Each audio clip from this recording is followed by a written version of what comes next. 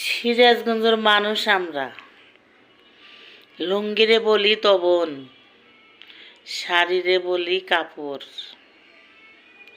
তরকারি বলি সালুন, ভর্তারে বলি চাশনি,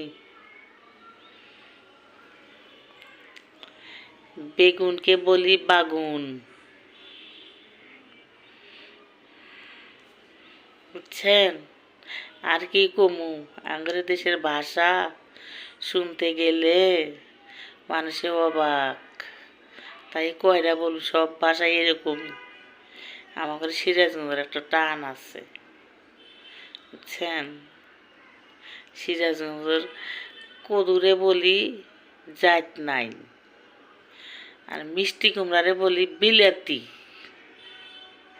আর কয়টা কমু? এরকমই সব।